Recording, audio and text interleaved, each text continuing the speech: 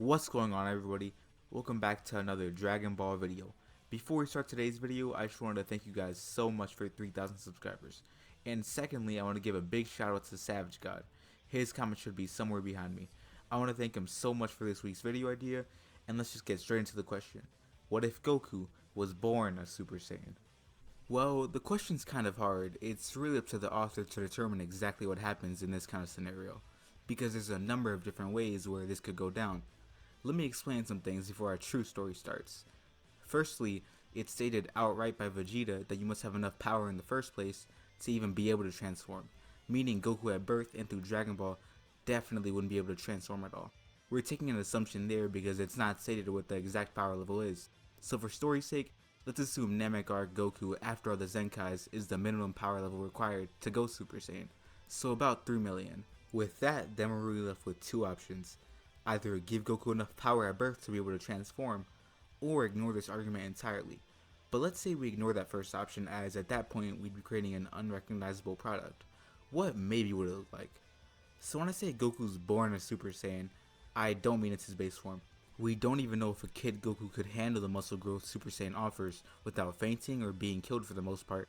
I think he'd just be going in and out of it at random occurrences in kind of sparks of rage. Secondly, if we're being completely realistic, Goku, if he was born a Super Saiyan, would most likely become a golden ape, and with the destruction just a regular ape caused, he would probably destroy the whole planet. Another problem with this goes all the way back to the events of Dragon Ball Minus. If Goku was born with the ability to tap into Super Saiyan at random points, there's no reason somebody in Planet Vegeta wouldn't notice this big increase in power from a child, or the yellow hair from the Super Saiyan legend. This of course leads to King Vegeta being jealous, and we basically end up with Broly 2.0. Another question. Would this Goku be weaker because maybe he doesn't have the motivation to train, as he already knows he's very strong? I'm gonna have to say no. Again, it's not like he can just tap into his power at will. He wouldn't even know that he had the power to do this until someone pointed out to him. It's just not Goku's personality to stop training, because he knows if things get bad he can just transform. I still believe Goku would seek to enhance and train his base form. Besides, what's the fun in that? There's no story to be told if that was the case. Things would end very shortly. So let's say he doesn't destroy the Earth as a great ape, and he somehow never gets caught on Planet Vegeta, and he still ends up on the Earth, and he gets his training. Continuing on from here, most events in Dragon Ball would turn out exactly as normal. There's no shift in his personality, and some fights would end up being way easier for this Goku. As I said, it's not like he can just control Super Saiyan. He probably isn't even aware of the form until someone points out when he's angry, his hair becomes yellow. It's not until Z where we begin to see real changes. For reference, Goku's power level, not even having trained yet, literally in episode 1 of Dragon Ball, is around 10. Super Saiyan is a multiplier of 50, meaning his power level would already be 500 when he enters his transformation. Goku's power level when facing off against Radditz originally was about 416, so this Goku would already outshine his original counterpart by far. I did say I wanted to start doing power levels more often, so there you go. Our real story starts with the Saiyan saga, so let's finally begin now that I've explained all of this. We start this off like normal, with Goku introducing his newly born son, Gohan, to his friends. But quickly this gathering is interrupted by Uncle Radditz. Although this Goku would still be very powerful, I want to say maybe he'd be around a power level of about 1200. He's still weaker than Radditz, even though he's stronger than he is in canon. Radditz knocks him out and takes Gohan like normal, and Piccolo makes his presence known amongst the group, and he asks Goku how he let the man catch him off guard. Piccolo mocking Goku, saying that he's gone soft, saying that the old Goku would have used that yellow hair that grows his strength so much. If he had used it, Radditz would be no problem for Goku. Goku then tells Piccolo outright that he still hasn't been able to control the form, but that they should worry about what did happen instead of what could have happened. So with this, the two set off. Oh, and I should say, this Piccolo is also a bit stronger in these events, as he's been sparring with Goku, but it's still not enough to defeat Radditz. I think a power level around 1000 should be fine for him. The two arrive to the site of Radditz, Goku sensing Gohan in the space pod. 試験終了チャイム直前まで問題を解いている受験生のようなこのディオだ必死こいた気分で教えてくれたというのに近づかなきゃてめえをぶちのめせないんでなほほうでは十分近づくがよい呪い呪いザ・ワールドは最強のスタンドだ時間を止めずともスピードとパワーとてお前のスタープラチナより上なのだダムダムダムわかりました。では言い忘れましたが、一度時間を巻き戻したら。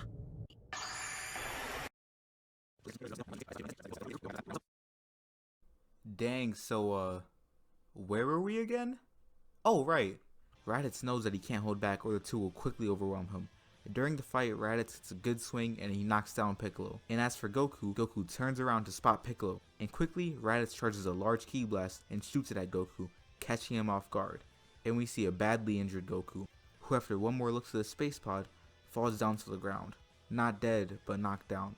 Gohan in the space pod, not hearing his father's shouts or any movement at all for that matter, assumes the worst. His father has been killed. We cut back to Radditz, who's standing over Goku, saying how pathetic he is before charging a ki blast, getting ready to kill Goku once and for all. But just as he's about to fire, he notices something large, a crash sort of sound. But this is quickly dampened by the fact that Gohan has emerged. And quickly, Radditz notices something is off with Gohan. His hair, it's changed. It's become brighter. It's golden in fact. Radditz doesn't even need to scan the boy's power level to know he's strong, and possibly his worst nightmare. Seeing this, he shouts, "Wait, you mean? No, don't tell me! This brat has become a Super Saiyan!" But just before he can finish, Gohan headbutts Radditz directly in the chest, killing him this time, instead of just badly injuring him like before. Piccolo, after getting up and seeing this, smiles, thinking that Goku's brat is just like Goku, but Piccolo's got bigger things to worry about for a bit. Gohan, after defeating Radditz, hadn't stopped. He looked to Piccolo, and it was almost like Piccolo was next. Piccolo then started shouting for Goku to wake up, saying that Gohan was out of control. Goku slowly starts to regain consciousness, and seeing his son with the yellow hair, he begins to laugh as well, but he stops laughing when Gohan starts charging at Piccolo. Goku rushing over and hugging his son, calming him down, as Gohan begins to cry in Goku's arms, reverting back down to his base form. Rushing over, Bulma, Krillin, and Master Roshi go over to meet Goku and Piccolo, when suddenly, just as they arrive, Piccolo begins to notice something. It's almost like people are talking. Quickly, he points out that it's Radditz's scouter. Bulma rushes over, grabbing it, and she hears a bit of dialogue. "No way! Nappa, don't tell me! You heard what I heard!" The voice, of course, being Vegeta. He then calms down a bit. That Radditz must be delusional. There's no way that low-class Saiyan's brat could even aspire to anything like it, the glorious Super Saiyan form. It is I, Prince Vegeta, who will be the first. Nappa, I think it's time we set a course. I think it's time we visit planet Earth. What's the earliest we can expect to arrive there? Nappa, after checking for a bit, tells Vegeta about a year. Good. Then let's begin now, shall we? The line being cut immediately. After Vegeta's last word, Bulma was confused by the message, but makes it a point to inform the group of what she heard. Them not taking her seriously at first, but Piccolo says it's true. He heard the entire thing. Krillin says if this is true, he asks if the threat might even be stronger than this guy was, pointing to Radditz. Piccolo saying of course he is. Why else would they send this fool to us? We have to assume the worst. Krillin takes a second and just imagines how strong these guys could possibly be, saying that they need to start training as soon as possible, with everyone agreeing. And just like that, the Z-Fighters start their training. But before it could truly start, we cut to Otherworld, and we're met by Baba, making her somewhat often at this point trip to the Otherworld. As she's doing her patrol as she usually did, she encounters someone she hadn't seen in a little while, Grandpa Gohan. She makes idle chat with him, and after a while, Gohan asks if Baba has heard anything about Goku recently. Baba says no, and Gohan begins to explain that he's been watching the events from above.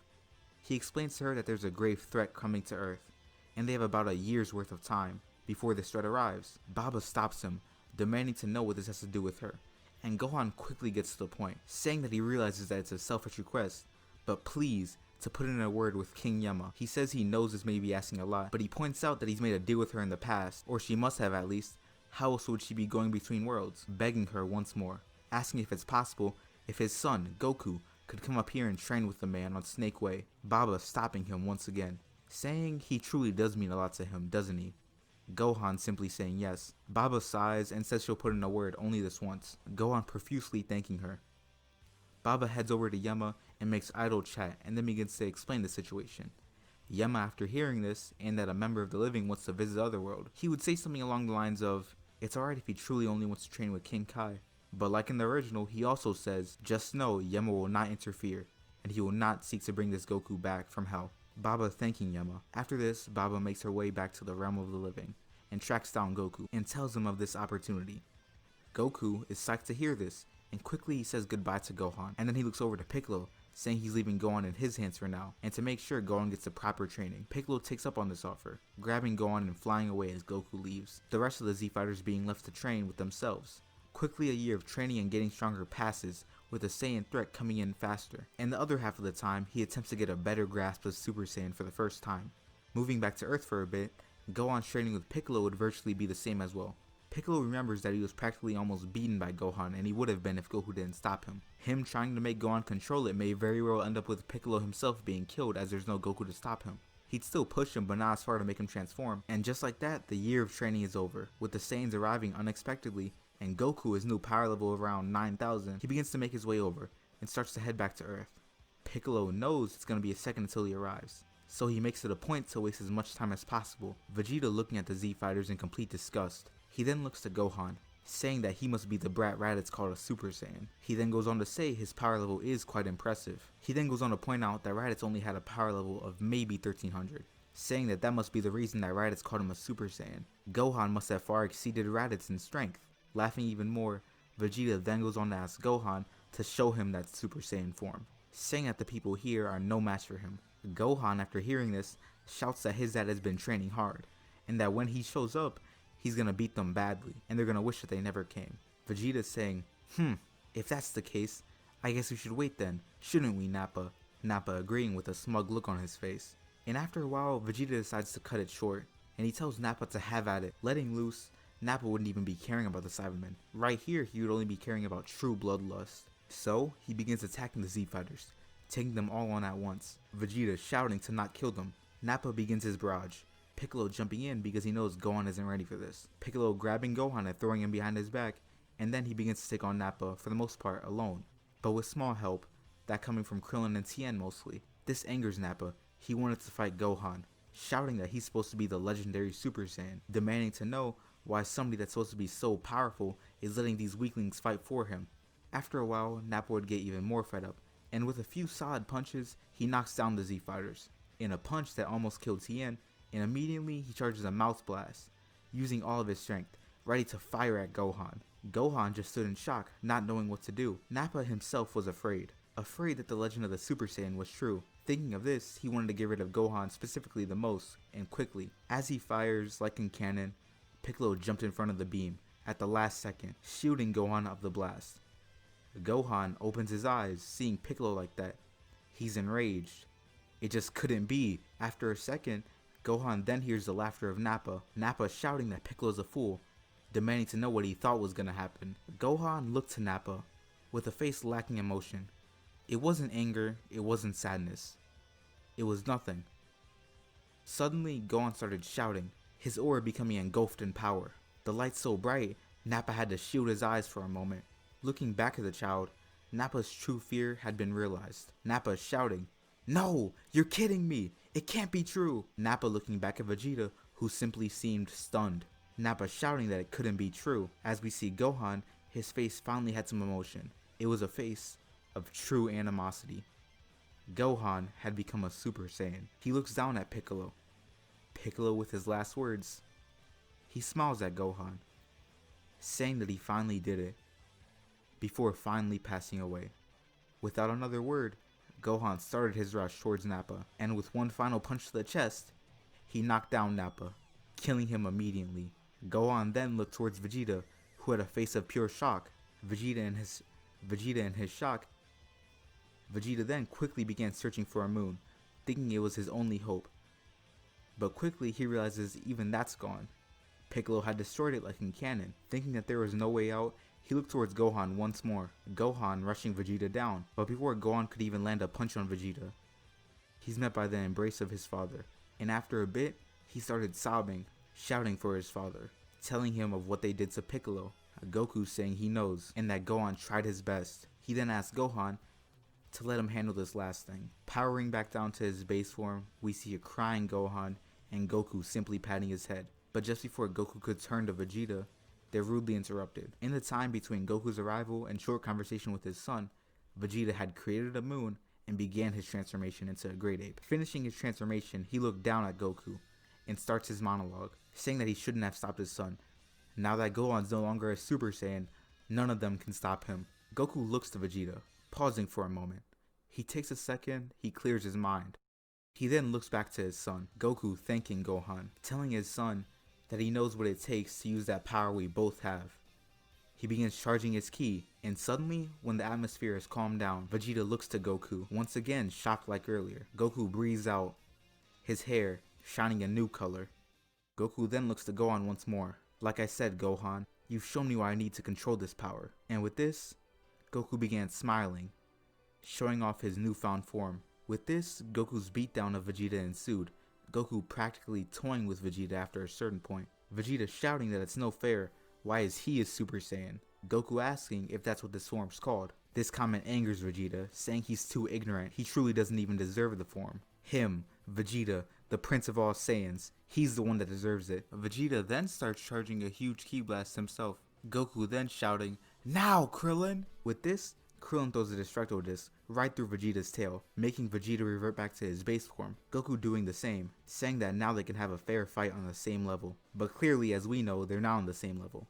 Goku would still defeat this Vegeta in his weakened state, of course, knocking him down. Krillin then stands next to Goku, saying that now he's injured, they should seize the opportunity and get revenge for Piccolo. But Goku stops him, telling him that he plans to do no such thing. Krillin demanding to know why. Goku tells him that he can't explain it, and he knows that it's a bit selfish, but he wants to fight Vegeta again someday. And after the two share a laugh, Krillin saying that he's not surprised by Goku's actions, the two take Vegeta to a hospital. Along the way, like how they did in the original, he brings up how the Saiyans brought up the Namekians, and basically he makes up the plan to get the Dragon Balls and resurrect Piccolo and Tien, who died shortly after his fight with Nappa. Like usual, Bulma is the one to fix up the Namekian spaceship, which doesn't take long at all. And things go like normal, until Vegeta wakes up from his time in the hospital. He's immediately met by Goku, who tells him what happened, and that he'll most likely be here for a while with his injuries. Vegeta just scoffing, telling Goku to shut up. Vegeta then telling Goku that his son's more true to the legend of the Super Saiyan than Goku is. At least his son was able to kill Nappa like a Super Saiyan should, but Goku spared him. Worse than that, he taunted him by reverting back down to his base form. Goku laughs, saying that he meant what he said. He really did want to fight Vegeta again. Vegeta laughs, saying they'll never get that chance. Now that the legend of the Super Saiyan has come true, Vegeta is confident that Frieza will have this planet destroyed the second word gets out. Goku confusedly asks who Frieza even is. Vegeta then goes on to explain Frieza in his entirety, saying he calls himself the Space Emperor, when suddenly Vegeta shouts in anger, Goku asking what's wrong. Vegeta simply damning Frieza. He goes on to explain that him and Nappa had a dialogue when they first came to Earth. They basically spoke of the Namekian Dragon Balls. With this being the case, Frieza himself or one of his men must have caught wind of this transmission. Goku asking what this means. Vegeta shouts at Goku, saying he heard that little Earthling speaking of Krillin and then Goku speak. They plan to go to Namek. If what Vegeta thinks is true, Frieza will have most definitely started heading there himself, meaning if they still want to revive their friends, they have much bigger problems than just flying to Namek. When suddenly King Kai enters their minds, confirming Vegeta's fears, and saying that it's true. Frieza in not long will be on planet Namek, and who knows what he'll do. Vegeta laughs a bit, saying good luck to Goku, but to Vegeta's surprise, Goku actually looks a bit excited, saying this Frieza guy sounds amazing, when suddenly King Kai enters their minds again, shouting at Vegeta, asking if Vegeta is truly the Saiyan Prince, shouldn't he want to avenge his people. Vegeta shouting back, saying he'll do whatever he wants. But then he notices what King Kai said. Wait, what? Avenge my people? What could you mean by this? King Kai pauses for a bit. He assumed that Vegeta already knew. It was Frieza that had killed the Saiyans. Of course, it wasn't just a meteor. King Kai, after this realization, quickly apologizes to Vegeta, swearing that he thought Vegeta knew. Vegeta looked down, and after a moment of silence, laughing, he says of course he knew. He says it was always one of his many suspicions of Frieza, but King Kai had just confirmed it. He then looks to Goku, saying if he's serious about this fight with Frieza and resurrecting one of his friends, then he's gonna need his help, saying that of course he does, and that he's glad Vegeta said that. Goku explains to Vegeta that he already had one of his friends start modeling and working on a spaceship, one that they could train in all day. Vegeta scoffs, saying he's gonna need to be healed first. Goku telling Vegeta not to worry about it. He explains what senzu beans are to Vegeta, and he says he had planned to give him one, but only if he had agreed to go or at least train with Goku. And he just did. So in a short amount of time, they should be off for Namek. In these events, Krillin, Gohan, and Bulma wouldn't even go to Namek. Remember, they only went to Namek because Goku was in the hospital. With Goku being out and ready, he believes Vegeta is the only one he might need. And just like that, their journey to Namek begins. And so does a lot of training with Vegeta. The Namek and Frieza saga are gonna happen in part 2 of What If Goku Was Born a Super Saiyan. Thank you guys so much for watching. Hey, did you like that video? Make sure to like, comment, and subscribe for more videos like that. I apologize if the ending seemed rushed, and I also apologize for the minor audio errors. There was a certain point where I just couldn't do anything about it. But for the most part, I'm actually really happy about this video. What do you guys think about it? Let me know down below, and I'll see you guys later.